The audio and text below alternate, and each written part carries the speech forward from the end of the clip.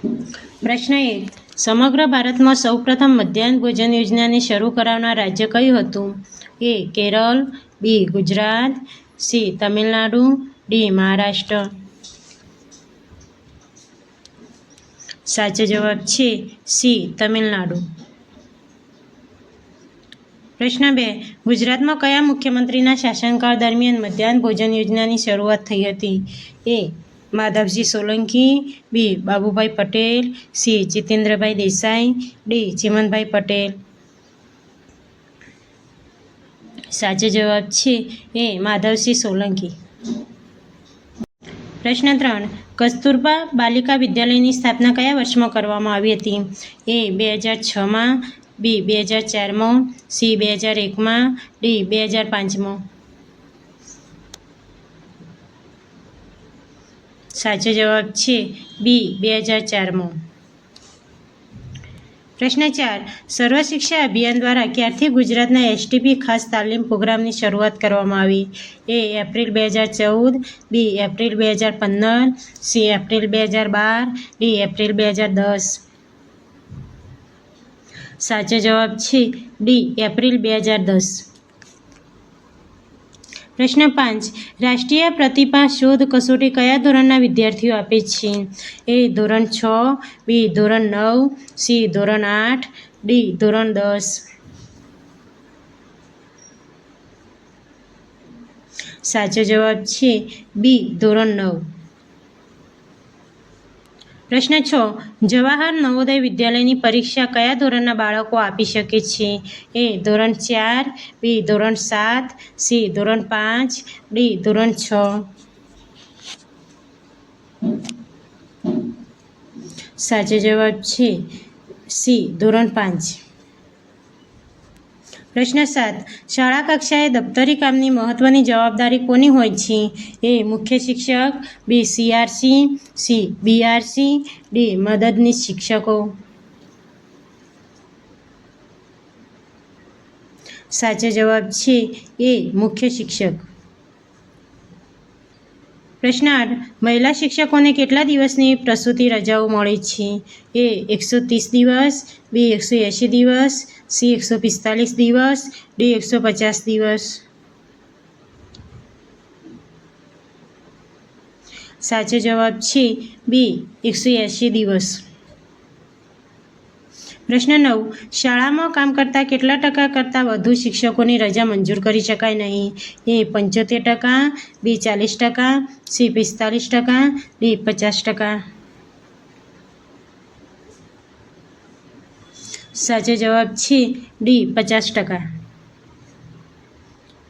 પ્રશ્ન 10. નીચેનામાંથી કઈ રજા વિદ્યા સહાયક પેટર્ન ભરતી થયેલ શિક્ષકોને મળવાપાત્ર થતી નથી?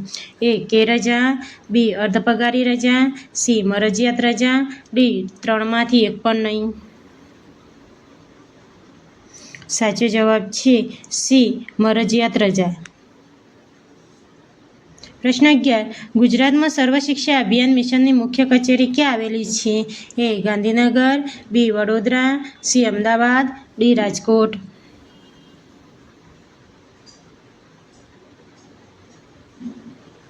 સાચો જવાબ છે એ. ગાંધીનગર. પ્રશ્ન 12. શાળા વ્યવસ્થાપન સમિતિમાં સભ્યોની કુલ સંખ્યા કેટલી હોય છે? એ. 9, બી. 12, સી. 6, ડી. 10.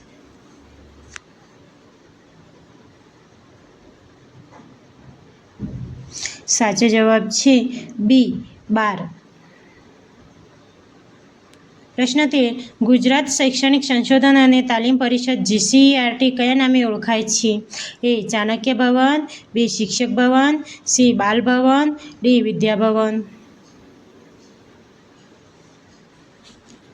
સાચો જવાબ છે ડી. વિદ્યા ભવન. પ્રશ્ન 14. ગુજરાત રાજ્ય શાખા પાઠ્યપુસ્તક મંડળના અધ્યક્ષ કોણ હોય છે? એ. શિક્ષણ ક્ષેત્રના કોઈ શિક્ષણવિદ, બી. રાજ્ય કક્ષાના શિક્ષણ મંત્રી, સી. રાજ્યના શિક્ષણ પ્રધાન, ડી. એક પણ નહીં. સાચો જવાબ છે સી. રાજ્યના શિક્ષણ પ્રધાન. પ્રશ્ન 15. ગુજરાત રાજ્યમાં આદર્શ નિવાસી શાળાઓ ક્યારથી શરૂ થઈ છે? એ. 1982થી, બી 1984થી, સી 1986થી, ડી 1980થી. સાચો જવાબ છે એ 1982થી. પ્રશ્ન 16. ગુજરાત રાજ્ય શાળા પાઠ્યપુસ્તક મંડળ કઈ ભાષામાં પાઠ્યપુસ્તકો તૈયાર કરતું નથી? એ સંસ્કૃત, બી મલયાલમ, સી તેલુગુ, ડી મરાઠી. સાચો જવાબ છે બી મલયાલમ. પ્રશ્ન 17. ખાનગી ટ્યુશન કયા વિનિયમથી પ્રતિબંધિત છે? એ વિનિયમ 31, બી વિનિયમ 33, સી વિનિયમ 21, ડી વિનિયમ 32. સાચો જવાબ છે ડી વિનિમય 32. પ્રશ્ન 18. માનવ સંસાધન વિકાસ મંત્રાલયનું મુખ્ય મથક ક્યાં આવેલું છે?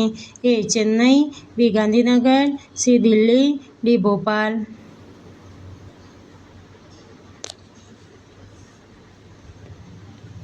સાચો જવાબ છે સી દિલ્હી.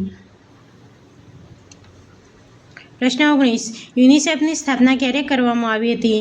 એ 11 ડિસેમ્બર 1946માં, બી 11 ડિસેમ્બર 1945માં, સી 11 ડિસેમ્બર 1944માં, ડી 11 ડિસેમ્બર 1947માં. સાચો જવાબ છે બી 11 ડિસેમ્બર 1945માં. પ્રશ્ન 20. એનસીઈઆરટીની સ્થાપના ક્યારે કરવામાં આવી હતી? એ 10 સપ્ટેમ્બર 1962માં, બી 25 સપ્ટેમ્બર 1961માં, સી 10 સપ્ટેમ્બર 1964માં, ડી 1 સપ્ટેમ્બર 1961માં. સાચો જવાબ છે ડી 1 સપ્ટેમ્બર 1961માં. પ્રશ્ન 21. ભારતના પ્રથમ શિક્ષણ મંત્રી કોણ હતા? એ ધર્મેન્દ્ર પ્રધાન, બી મૌલાના અબુલ કલામ આઝાદ, C Rajendra Prasad, D doctor Radhakrishnan. સાચો જવાબ છે બી મૌલાના અબુલ કલામ આઝાદ. પ્રશ્ન 22. એનસીઈઆરટીને ક્યારે ડીમ્ડ યુનિવર્સિટીનો દરજ્જો આપવામાં આવ્યો?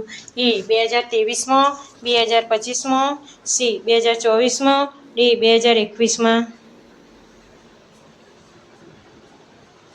સાચો જવાબ છે એ 2023માં.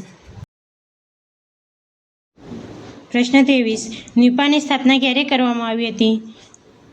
એ 1966માં, બી 1964માં, સી 1962માં, ડી 1961માં.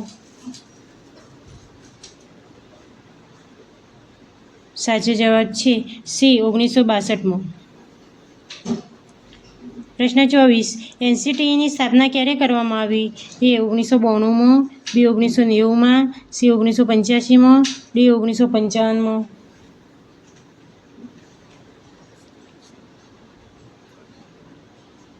સાચો જવાબ છે ડી 1955માં. પ્રશ્ન 25. એનસીઈઆરટીનું સૂત્ર કયું છે? એ ગુરુ ગુરુતમો ધામ, બી વિદ્યા અમૃતમ શ્રુતે, સી અસ્તો મા સદગમય, ડી એક પણ નહીં.